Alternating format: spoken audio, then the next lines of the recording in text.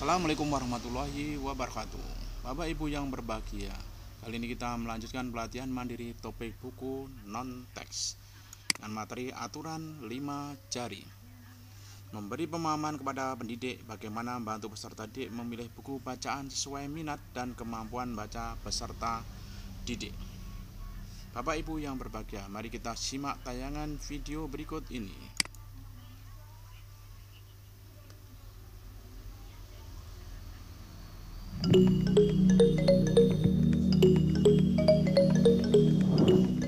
Halo Ibu dan Bapak Guru, salam sehat dan bahagia. Pada video sebelumnya, Ibu dan Bapak telah belajar mengenai beberapa cara untuk membantu peserta didik memilih buku yang tepat.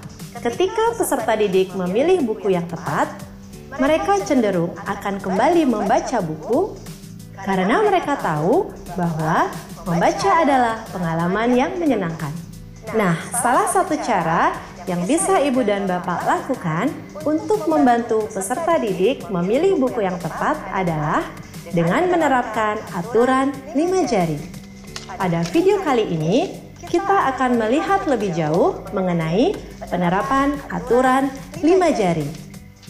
Mari Ibu dan Bapak Guru hebat, kita belajar bersama-sama. Berdasarkan pengalaman, pernahkah Ibu dan Bapak melihat peserta didik memilih buku yang terlalu sulit ataupun terlalu mudah, sehingga mereka patah semangat untuk membaca? Berdasarkan pengalaman ini, alangkah baiknya jika terdapat suatu panduan sederhana yang memudahkan Ibu dan Bapak membantu peserta didik memilih buku yang tepat. Aturan 5 jari adalah panduan sederhana yang dapat digunakan oleh pendidik untuk mengetahui apakah buku-buku yang dibaca peserta didik terlalu sulit atau terlalu mudah. Aturan 5 jari dapat Ibu dan Bapak gunakan ketika menemukan peserta didik dalam situasi seperti berikut. Peserta didik membolak-balik halaman buku terlalu cepat dan hanya melihat gambarnya saja. Peserta didik membutuhkan waktu yang lama untuk memilih buku untuk dibaca. Peserta didik berganti buku terlalu sering. Ketika Ibu dan Bapak menemukan peserta didik berada dalam situasi tersebut di atas, Ibu dan Bapak dapat membantu mereka menemukan buku yang dapat mereka baca dengan duduk bersama dan mendengarkan peserta didik, baik perempuan maupun laki-laki, membaca. Mari bersama-sama kita lihat langkah-langkah dalam melakukan aturan 5 jari. Pertama, Ibu dan Bapak dapat mendengarkan peserta didik perempuan dan laki-laki membaca sebanyak 5 kalimat dari buku yang telah dipilih. Jika peserta didik membuat kesalahan sebanyak lebih dari 5 kesalahan, mintalah peserta didik untuk mengambil buku dari jenjang yang lebih rendah. Jika peserta didik membuat 2-4 kesalahan, sarankan agar tetap membaca buku dari jenjang ini. Jika peserta didik hanya melakukan 1 kesalahan atau tidak sama sekali, maka Ibu dan Bapak bisa memintanya mengambil buku dari jenjang yang lebih tinggi. Hal kedua yang perlu diperhatikan adalah jika peserta didik berganti jenjang, Ibu dan Bapak dapat mendengarkan kembali peserta didik membaca paling tidak sebanyak 5 kalimat untuk diperiksa agar sesuai dengan kemampuan membacanya.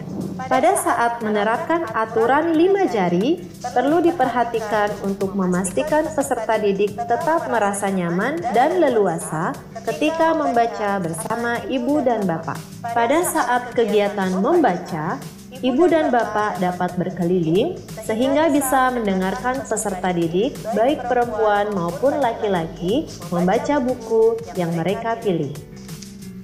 Ibu dan Bapak tidak dianjurkan untuk menghitung kesalahan yang dilakukan peserta didik secara terbuka atau di depan teman-temannya. Hal ini dapat mempengaruhi motivasi peserta didik untuk membaca. Sebisa mungkin, lakukanlah penghitungan kesalahan membaca secara senyap dan tanpa menarik perhatian dari peserta didik. Nah, Ibu dan Bapak, bagaimana? Tidak sulit bukan? Sekarang, Ibu dan Bapak dapat menerapkan aturan 5 jari untuk membantu peserta didik memilih buku yang tepat. Selamat mencoba!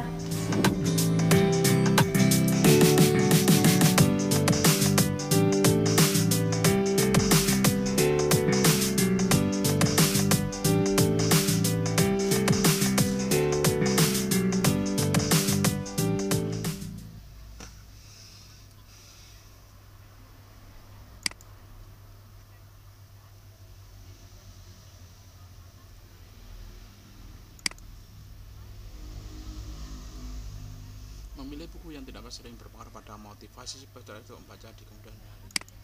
Benar.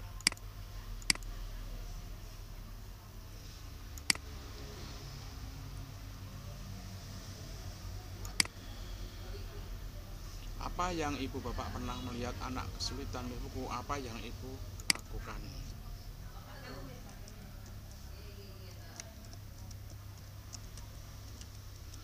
Agar sesuai buku yang dipilih.